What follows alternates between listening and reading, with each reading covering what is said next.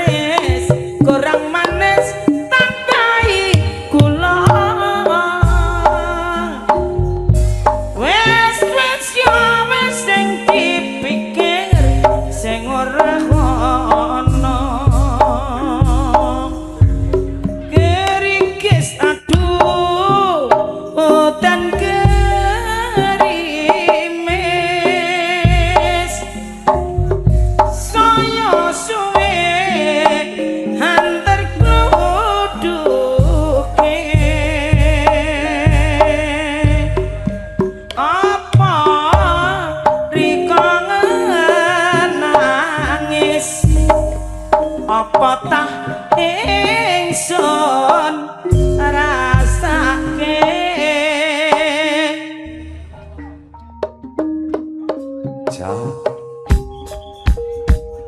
esok awan neng omah wis ora krasan keluyuran anggoleki sing disayang mubeng miter anggot goleki ora krasa esok awan nganti bengi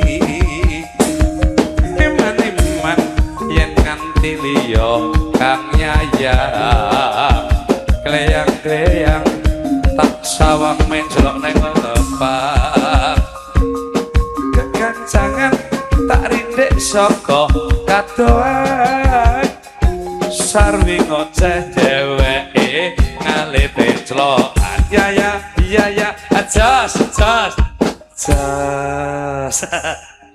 wong yen lagi gandrung ora peduli bledose gunung wong yen lagi naksir ora peduli yen perang nuklir yen lagi bukan direwangi trek serene wis jodoh apa kudune wong loro wong yen lagi kepikat ora peduli donyane kiamat wong yen lagi nyenengi ora peduli lagi inflasi yen ora duwe duit direwangi utang kredit jarene wis jodoh apa-apa kudune ngono irung bangir mek sapa dik irung bangir yo duweku lambe tipis mek sapa dik lambe tipis yo duweku jago jatis mek sapa dik janggut nyatis yo duweku bakeane mek sapa dik bangkeane yo duweku piye mek sapa dik mestine ana sing duwe piye gane sapa dik mestine ana sing duwe piye mek sapa dik mestine ana sing duwe piye mek sapa mestine ana sing duwe jos kadun langsa atiku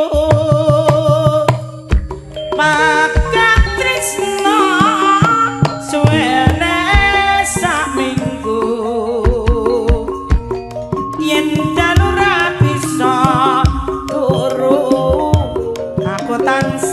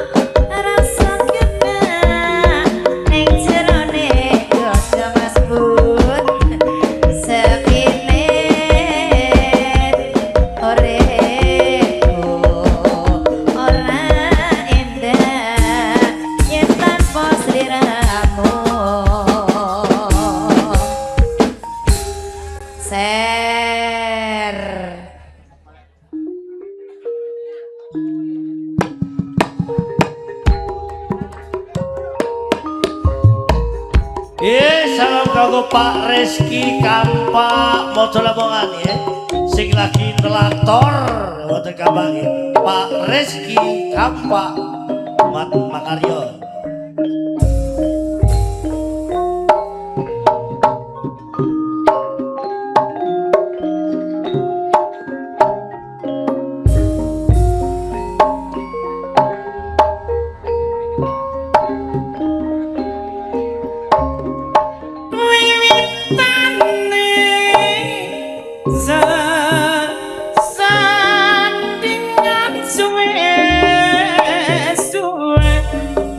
Jor tuwa katresnan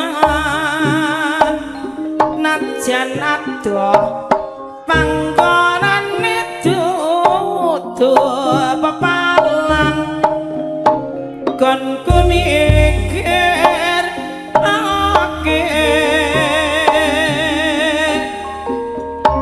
apa iki jane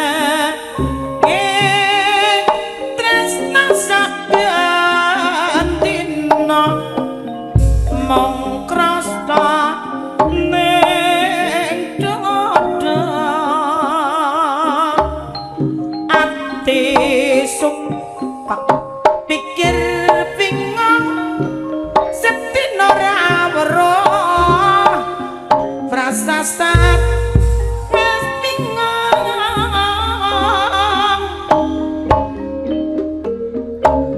jare lure tandha mata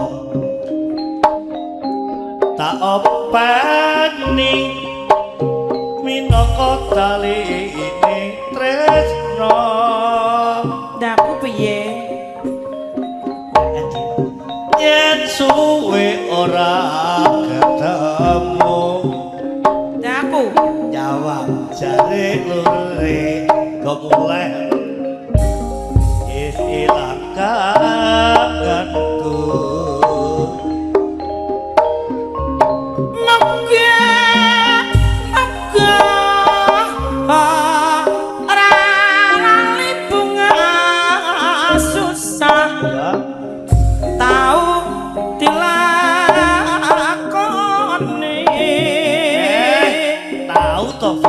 jare lurek tandha tresna yen to aku lara apa kuwi bisa kanggo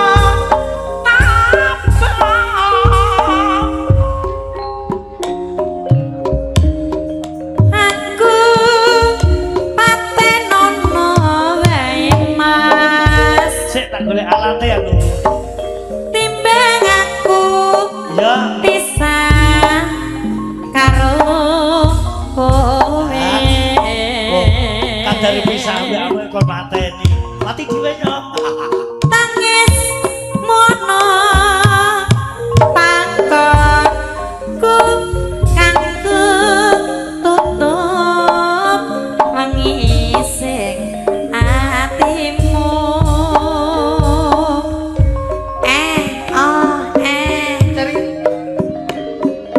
tantune atiku iki mas ya Dek mong sri ramu sing bisa nambani ala katir-tir tur balong nongko pari basan tresnamu jebul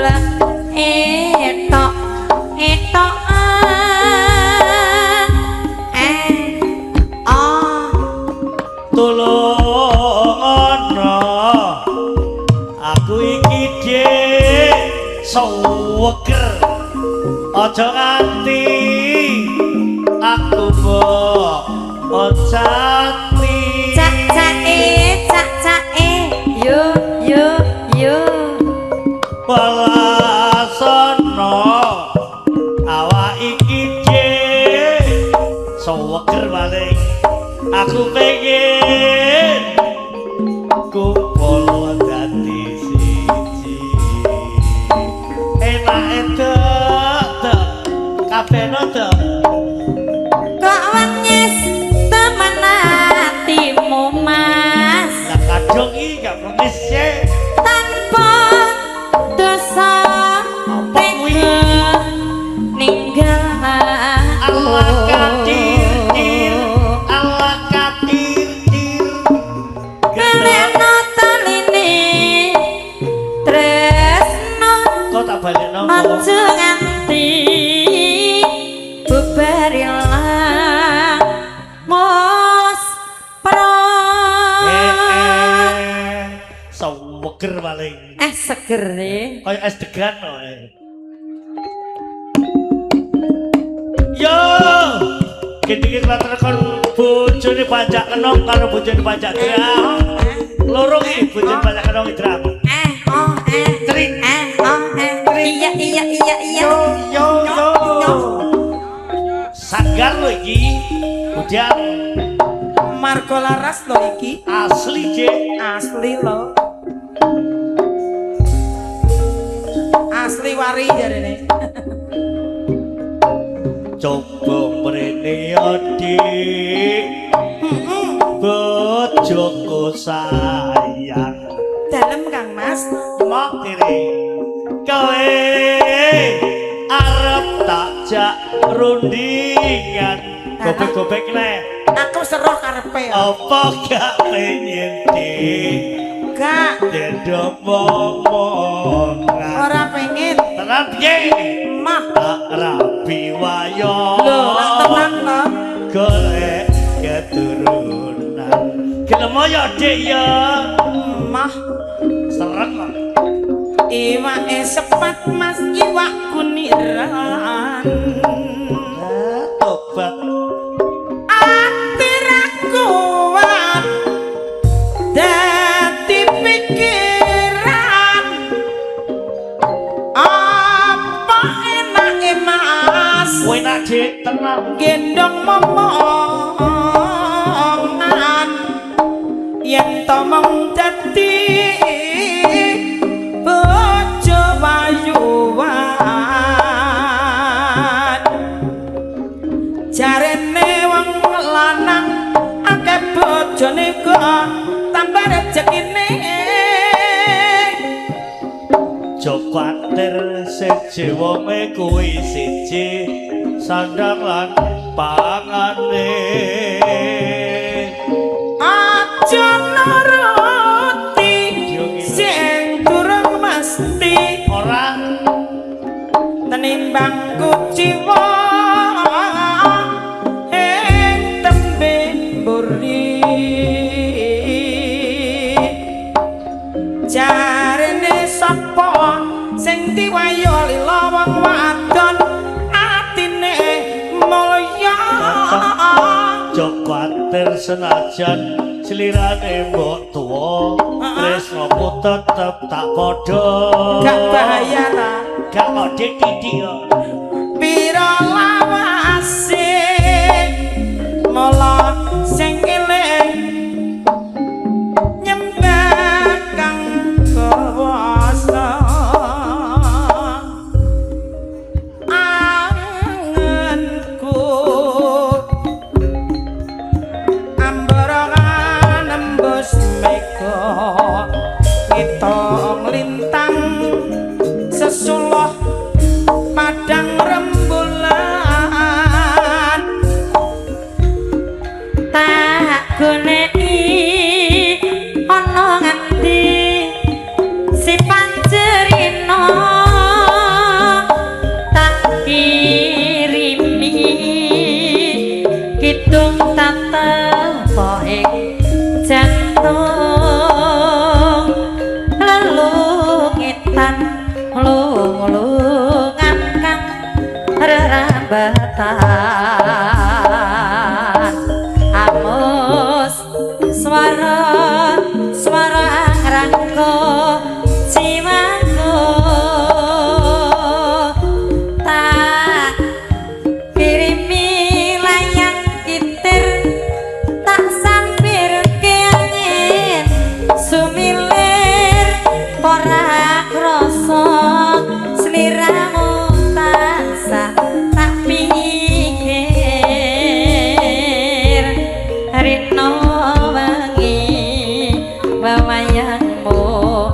beda atiku singa tirata saumpama kapan kaya aku bisa gegem lintang rengkung indah bulan gegem lintang rengkung indah bulan aku samar kuwatir lan ngucap sabar sekar mangkaring ora kang cengar ngelak kata popomo tuku tumetesing tresno kanggo nelesi lungka-lungka ketiga. Iya seweker temenan. P apa tunjukkan Banyuwangi. Yo salam kanggo Darji utawi Pak Prapto teko Handoko Dasirin nggih. Salam kanggo Darji Pak Prapto saking Handoko utawi Dasirin. Matur nuwun.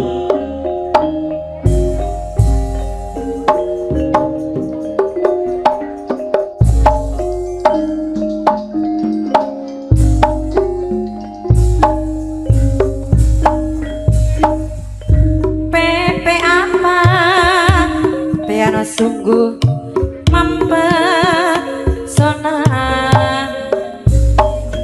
Oh apa ulun jadi jatuh cinta.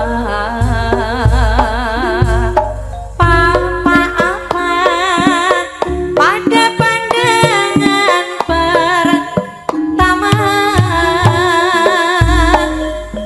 Kakak apa kapankah kita berjumpa? Senyum tipis nan menawan gadis manis Kalimantan. Mak ulun terbayang sepanjang malam. Senyum tipis nan menawan gadis manis Kalimantan. Mah ulun terkenang wah pian pe apa pian sungguh mempesona. Oh apa ulun jadi jatuh cinta. Papa apa pada pandangan pertama. Kakak apa kapankah kita berjumpa? Senyum tipis nan menawan gadis manis Kalimantan. Mah ulang ulun terbayang sepanjang malam. Sungguh manis nan menawan gadis manis Kalimantan. Mah ulang ulun terkesan wah pian.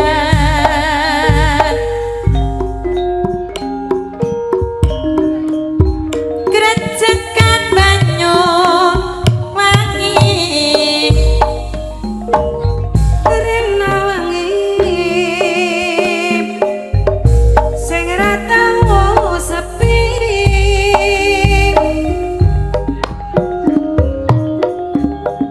Lanang wadon